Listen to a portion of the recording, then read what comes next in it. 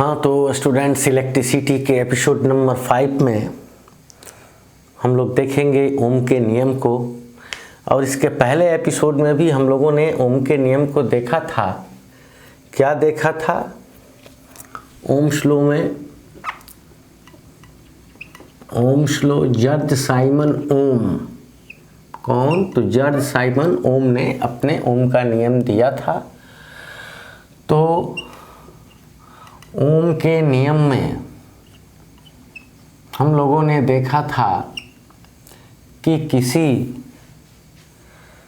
चालक में प्रवाहित विद्युत धारा की जो प्रबलता है वह उसके सिरों पर आरोपित विभवांतर के समानुपाती होती है। किसी चालक में प्रवाहित धारा उसके सिरों पर स्थापित विभवांतर के समानुपाती होती है। तो हम लोग क्या करते हैं कि जब समानुपाती का चिन्ह हटाते हैं तो एक कांस्टेंट लेते हैं R, जिसको रेसिस्टेंस कहते हैं, RI। और इस तरह से हम लोगों को एक सूत्र प्राप्त हो जाता है V = IR। कहने में अच्छा लगता है तो V = IR हम लोग लिखते हैं, यानी विभवांतर बराबर विद्युत धारा गुना प्रतिरोध। ठीक है।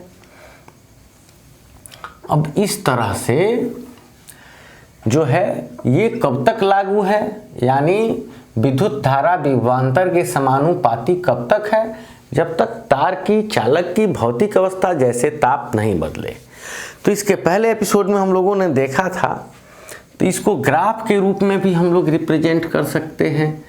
ग्राफ के रूप में कैसे रिप्रेजेंट कर सकते हैं?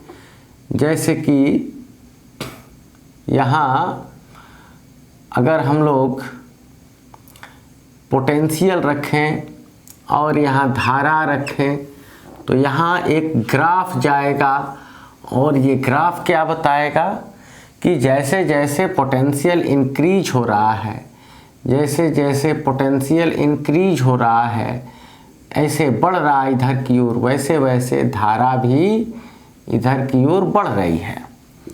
ठीक है, वैसे वैसे धारा भी बढ़ रही है। लेकिन विभव के अनुपात में धारा जो है वो बढ़ने की जो धारा जो है समानुपाती है विभवांतर की, इसकी एक सीमा है। इसके बाद से क्या होगा, यानी यहाँ I यही ग्राफ है I और V, तो ये सीधे जाएगा। उसके बाद से ये विभवांतर क्या होगा, तो विभवांतर बढ़ता जाएगा और धारा का मान गिरता जाएगा। ठीक है, क्योंकि तार की क्षमता अगर 5 एम्पीयर की है और उससे ज़्यादा उसमें आप धारा प्रवाहित करते हैं तो फिर वो विद्युत धारा ऊष्मा के रूप में बदलने लगेगी और जो भी आप विभवांतर देंगे वो ऊष्मा के रूप में बदलेगी। और एक समय ऐसा आ जाएगा कि पूरी तरह आपका जो दिया गया विभवांतर है वो पूरी तरह ऊष्मा में बदलने लगेगा। तो इस तरह विभव के समानुपाती जो धारा है उसकी एक सीमा है। उस सीमा के बाद जब विभवांतर बढ़ाते हैं तो विभवांतर बढ़ाते जाते हैं, फिर भी धारा का मान जो है वो बढ़ने के बजाय घटने लगता है। तो अभी हम लोग देखेंगे ओम के नियम की व्युत्पत्ति, derivation of Ohm's law. Derivation या एक्सप्रेशन कह सकते हैं of Ohm's law. Ohm's law, Ohm के नियम की व्युत्पत्ति या उत्पत्ति। तो ओम के नियम की उत्पत्ति को हम लोग देखेंगे और उसके लिए सबसे पहले हम लोग क्या करते हैं, तो सबसे पहले हम लोग एक कंडक्टर की कल्पना करते हैं, एक चालक की कल्पना करते हैं। ठीक है, एक चालक है, एक कंडक्टर, उसके अनुप्रस्थ काट का क्षेत्रफल A है। इस चालक की जो लंबाई है वो L है और चालक के सिरों के बीच का विभवांतर V है। एक सेल के द्वारा दिखा देते हैं विभवांतर, है ना, विभवांतर भी है। और इस चालक में I धारा प्रवाहित हो रही है और इसके अंदर जो इलेक्ट्रॉन हैं वे अनुगमन वेग Vd से गति कर रहे हैं। ठीक है,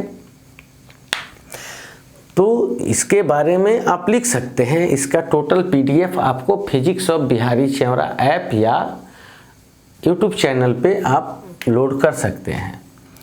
तो इसके लिए लिख सकते हैं कि माना PQ क्या है, तो PQ एक धारावाही चालक तार है जिसमें I परिमाण की धारा प्रवाहित हो रही है और इसमें इलेक्ट्रॉन जो है अनुगमन वेग Vd से गति कर रहे हैं, क्योंकि इसके सिरों के बीच विभवांतर भी स्थापित है और चालक की लंबाई L है। तो इसके पहले हम लोग देखे थे धारा घनत्व और अनुगमन वेग के संबंध से, या देख सकते हैं कि यहाँ लिख सकते हैं विद्युत धारा एवं अनुगमन वेग के संबंध से। तो क्या देखे थे हम लोग देखे थे I बराबर NEA Vd, यही देखे थे। यानी Vd को आप ऐसे लिख सकते हैं V बड़ा D छोटा में।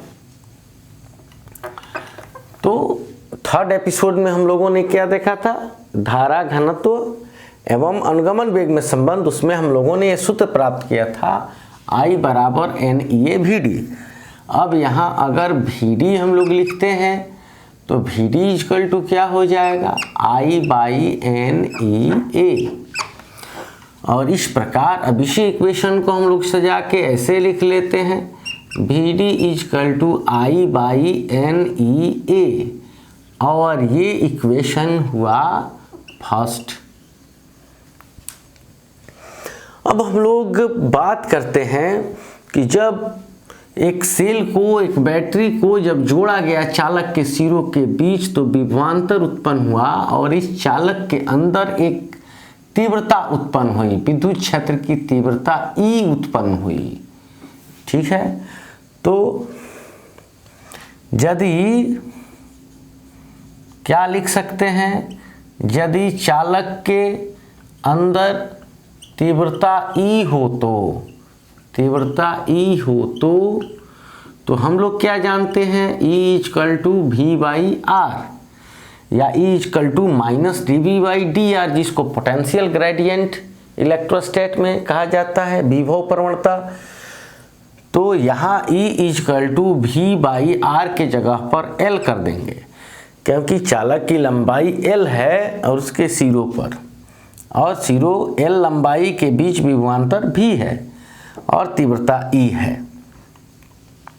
और हम लोग एक सूत्र जानते थे कि E इक्वल टू क्या है, तो F बाई Q होता है। तो E के जगह पर हम लोग क्या लिख सकते हैं, तो E equal to F by Q लिख सकते हैं, और equal to V by L हो गया।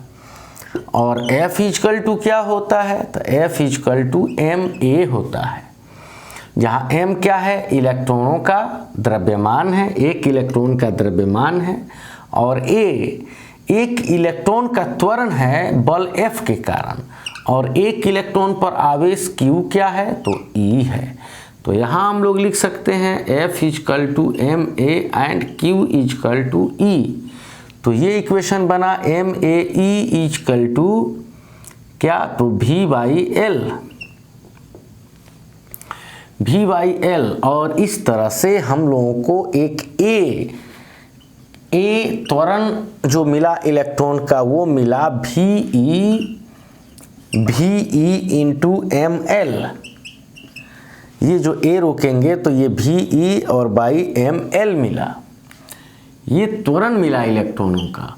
और ऑलरेडी हम लोग पहले के एपिसोड में देख सकते हैं कि इलेक्ट्रॉन जीरो वेलोसिटी से, जीरो स्पीड से चलना शुरू करते हैं, और अपने जैसे ही हाईएस्ट वेलोसिटी पे पहुंचते हैं नेक्स्ट इलेक्ट्रॉन से टकराते हैं, तो उनका जो एवरेज वेलोसिटी है वो क्या है, तो ड्रिफ्ट वेलोसिटी है।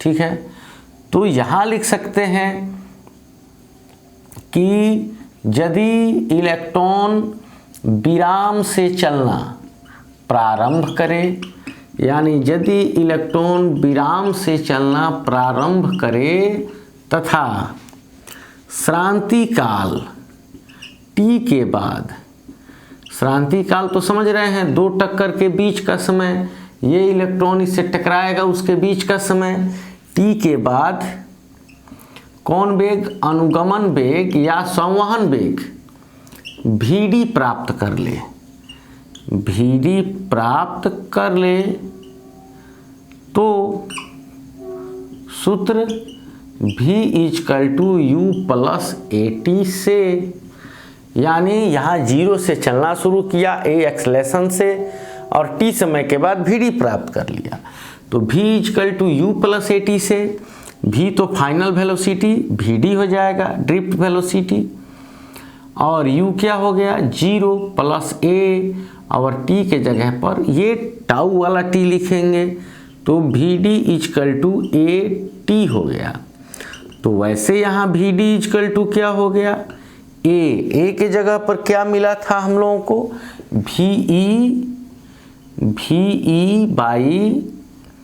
VE/mL मिला था और ये हो गया T।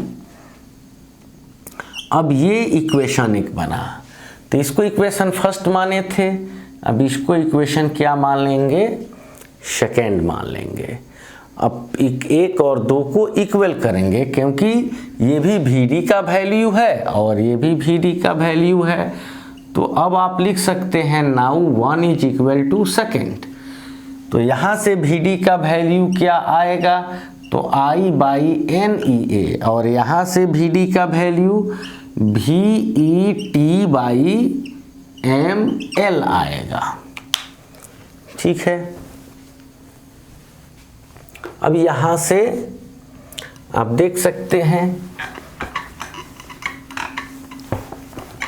अब इस इक्वेशन को आप यहाँ लाएंगे क्या, तो ये I और ये है V, तो V और इधर लाइए I को, तो यहाँ क्या, चलो यहाँ फिर से लिख देते हैं, I/NEA = VET/mL। तो यहाँ ये V है और यहाँ ला देते हैं I को, फिर ये चला जाएगा M, यहाँ L और ये N और E, फिर E एक आएगा तो NE² A और T। तो ऑलरेडी यहाँ ML/NE² AT = R हो गया, V/I = क्या हो गया, R हो गया, रेसिस्टेंस। तो यहाँ इस इक्वेशन में रेसिस्टेंस = कितना हो गया, तो M क्या हो गया, mass of the charge moving inside the conductor, उस आवेश का द्रव्यमान जो चालक के अंदर गतिशील है। जैसे अगर इलेक्ट्रॉन गतिशील है तो इलेक्ट्रॉन का द्रव्यमान कितना होता है, तो 9.1 × 10⁻³ किलोग्राम। अगर प्रोटॉन गतिशील है तो प्रोटॉन का द्रव्यमान कितना होता है, 1.67 × 10⁻28 किलोग्राम।